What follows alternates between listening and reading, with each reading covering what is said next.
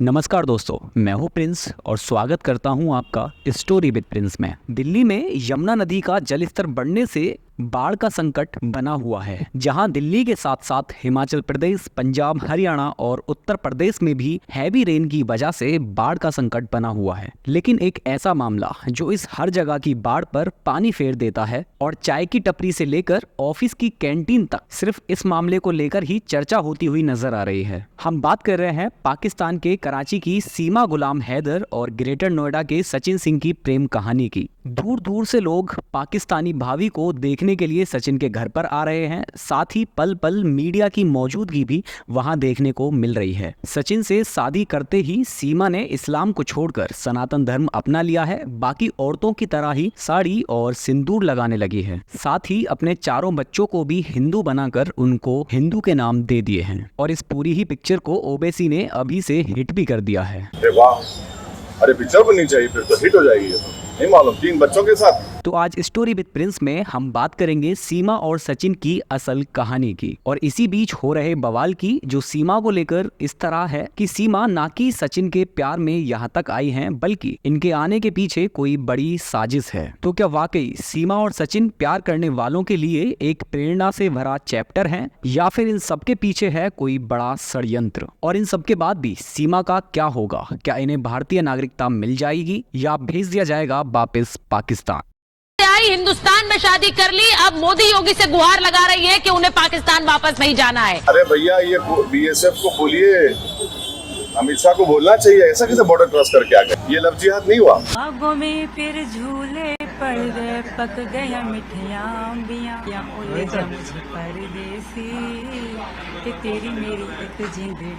तो दोस्तों, ये मामला शुरू होता है साल 2020 से। कोरोना वायरस आता है और लोगों को घर में ही कैद कर देता है, जिससे बोर हो रहा हमारा यूथ पबजी को अपना एकमात्र सहारा बनाता है। पबजी एक ऐसा गेम है जिसे पार्टनर के साथ भी खेला जाता है और जिसमें रैंडम लोग भी आते हैं। यहीं से शुरुआत हुई सीमा और सचिन के रिश्ते की। फिर धीरे धीरे दोनों ने नंबर एक्सचेंज किए और दोस्ती के नाम पे शुरू हुआ एक रिश्ता मोहब्बत में बदल गया। आपको बता दें कि सीमा ना सिर्फ शादीशुदा थी, बल्कि उसके 4 बच्चे भी थे। सीमा के अनुसार उसका पति उसे प्रताड़ित करता रहता था और सिवाय बच्चों की परवरिश के लिए चंद रुपए के अलावा कुछ नहीं देता था। ना ही बीवी और बच्चों से किसी प्रकार का प्यार था। और जब इनकी मुलाकात सचिन से हुई तो उन्हें ऐसा लगा कि यही वो आदमी है, सॉरी बच्चा है, इंसान है, जिसके साथ मैं अपना पूरा जीवन गुजार सकती हूँ। सीमा पहले पाकिस्तान से दुबई पहुंची और दुबई से सीधा नेपाल। दोनों की पहली मुलाकात नेपाल के काठमांडू में हुई और वहीं दोनों ने शादी कर ली। शादी के बाद इस साल ही मई में ये दोनों भारत आए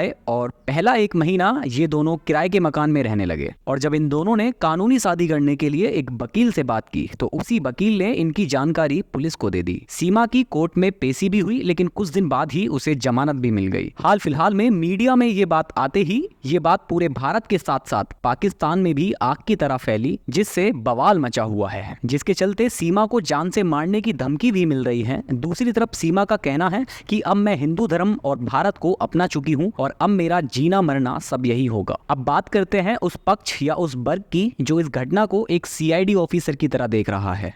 नहीं सारुण के यहाँ कुछ तो गड़बड़ है, जरूर कोई ना कोई गड़बड़। उन लोगों के तर्क कुछ इस तरह हैं कि एक 5वीं पास महिला जमीन बेचकर अपना और अपने बच्चों का पासपोर्ट और वीजा बनवाकर पहले तो पाकिस्तान से दुबई के रास्ते होते हुए नेपाल और फिर नेपाल से ग्रेटर नोएडा आती है, तो उनका मानना है कि बाहरी सपोर्ट के बिना एक महिला 4 बच्चों को लेकर इतना सब कुछ नहीं कर सकती है। साथ ही सचिन की तुलना में सीमा दिखने में भी ज्यादा अट्रैक्टिव है। सचिन सीमा से करीब 5 साल छोटा भी है और उसके पास कोई काम धंधा भी नहीं है। तो आखिर सीमा ने उसमें देखा क्या? सीमा हालांकि 5वीं पास है, लेकिन उसकी बातों से समझदारी और सातिरपन अलग ही झलकता है। और जबकि सीमा का भाई पाकिस्तानी सेना में भी है, तो इन्हीं सभी बातों को देखते हुए लोगों का शक और भी बढ़ जाता है कि कहीं सीमा कोई खुफिया एजेंसी से तो नहीं है। इसके चलते अगर सीमा और उसके बच्चों को भारत की नागरिकता दी गई तो आने वाले टाइम में ये बहुत खतरनाक साबित हो सकता है। इसीलिए ये वर्ग इनको नागरिकता देने के एकदम खिलाफ तरफ है, वहीं दूसरी तरफ ऐसे लोग भी बहुत हैं जो इन दोनों को पूरा सपोर्ट कर रहे हैं और इस मामले को सिर्फ एक सच्चे प्यार की मिसाल के रूप में देख रहे हैं। उनके भी तर्क कुछ इस तरह हैं कि सीमा का पति उसे हमेशा से प्रताड़ित करता रहा है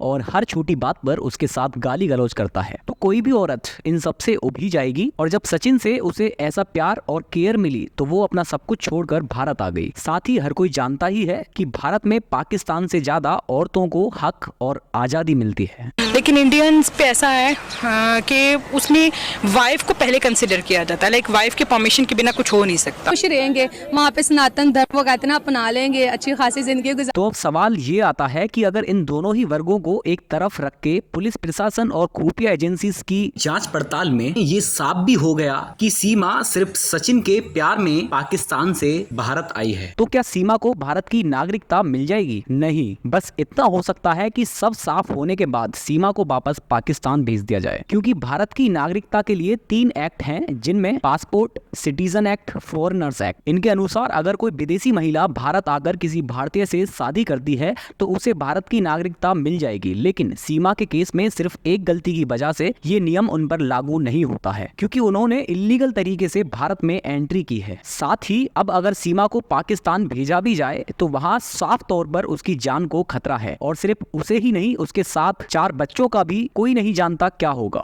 हालांकि कानूनी तौर पर भेजा जाएगा, लेकिन इसको देखते हुए इंसानी तौर पर यह भी गलत होगा। खैर, उम्मीद करते हैं कि आगे चल के जो भी सरकार का फैसला आए वो सभी के हक में होगा, सभी चीजों को मद्देनजर रखते हुए होगा, क्योंकि यहाँ पर किसी के प्यार की भावनाओं में बहकर देश की सिक्योरिटी को भी नहीं तोड़ा जा सकता है, और ना ही रूल्स और रेगुलेशंस के चलते किसी को मौत के मुंह में डाला जा सकता है। खैर, इस पूरे मुद्दे पर आप सभी की क्या राय है, नीचे कमेंट करके जरूर बताइए, और ऐसी ही रोचक कहानियों के लिए जुड़े रहिए हमारे साथ और देखते रहिए स्टोरी विद प्रिंस। बहुत बहुत शुक्रिया।